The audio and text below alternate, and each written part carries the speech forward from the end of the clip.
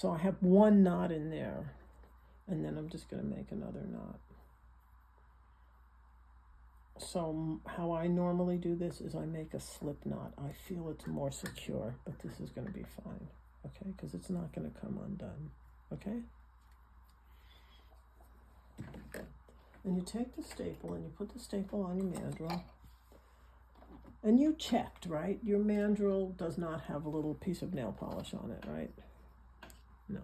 So put some kind of a label, anything at all. Scratch it, put a sticker on it, put some nail polish on it, put a band of tape on it, put a dot of tape on it, some way that it can be identified as yours, okay? So I have the staple on the mandrel, and I'm right-handed, so I'm holding it in my left hand. And I take the cane, and in this case, the cane has been smoothed out at the bottom.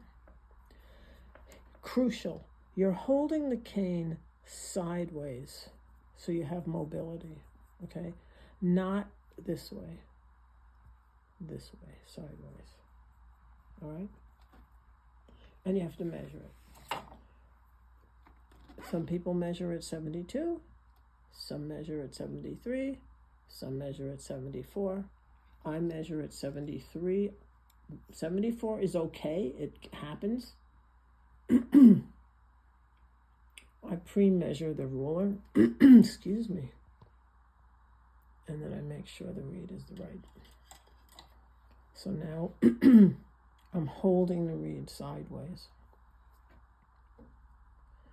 I'm going to show you the way I learned. There's another way to do it, which requires that you mark, excuse me, where the staple ends, and I just don't want to do that right now, okay? I put the cane on top of the thread, and I roll the thread around. You hold the thread with complete control. Not this, not this, not that. The thumb has to be on top of the extended piece of thread. And I put the cane on top of it and I wrap around one time, making sure, I don't know if you can get a close-up, that the thread is certainly not on top of the staple, but also not totally at the very tippy edge, just a little bit below the tippy edge, okay? I'm sideways and I pull. This is where you have to be careful. If this was not a stable table, it would have already fallen over. I look at it on the side that I'm facing, and now I have to roll the cane and look at the other side, and amazingly it closed. If it doesn't close, Penny, you have to shift the cane back and forth until you get it to close on both sides, okay? I'm still pulling, no slack. I can't emphasize that enough. No slack, no slack. I'm gonna control with my thumb, roll over the top of the thread one time and roll down twice. As long as there's no slack, you don't have to worry about it, okay? Over the thread that's already there, roll down twice, down towards where your knot is. The reason for that is that top thread is still where the first thread was, okay? I'm turning the reed now towards me because I want to make sure that it's on straight. So it looks like it's on straight, so I'm going to keep going.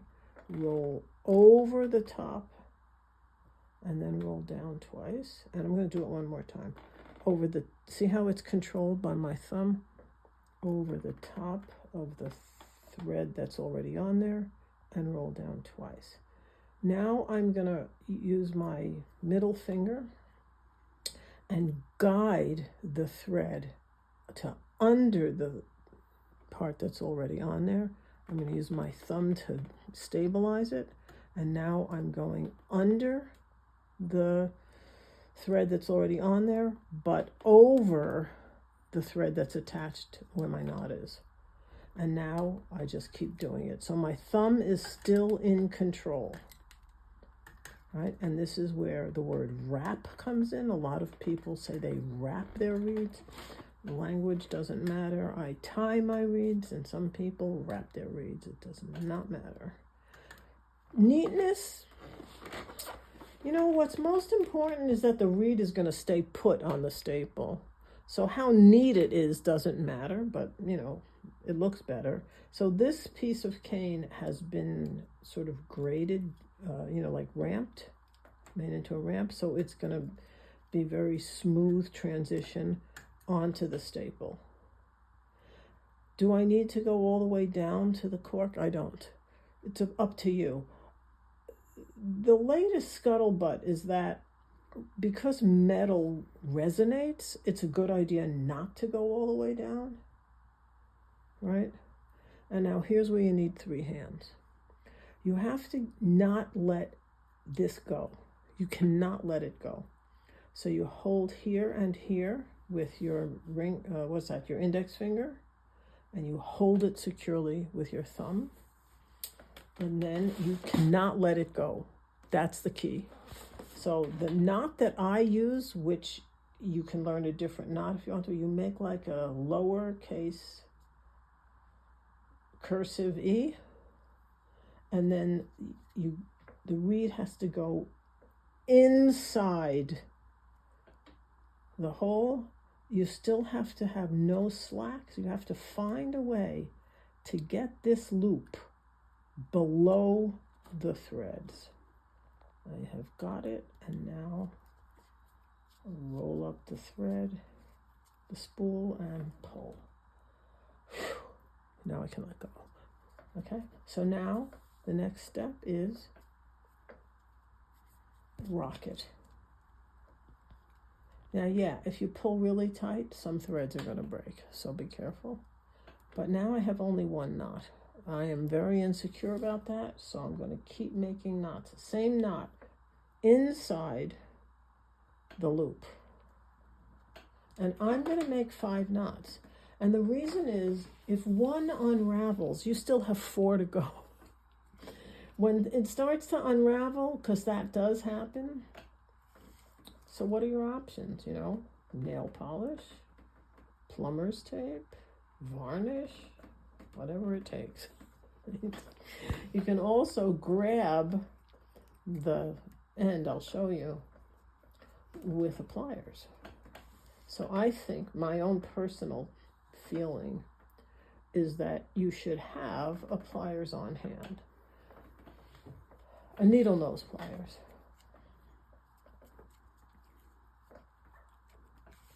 So I have 2. And again, some families, you have tools, right? But this is something that's specific for you. So, if your family says, oh, you don't need a pliers, we have plenty of pliers. And you can't find their pliers because it's not in with your stuff. I've also had parents that have taken their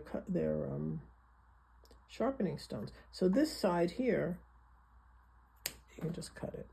This side here, you want to leave enough so that if it starts to unravel, you can grab the needle nose pliers and pull that thread to make it tighter, because doing this isn't going to work. You need that extra thing.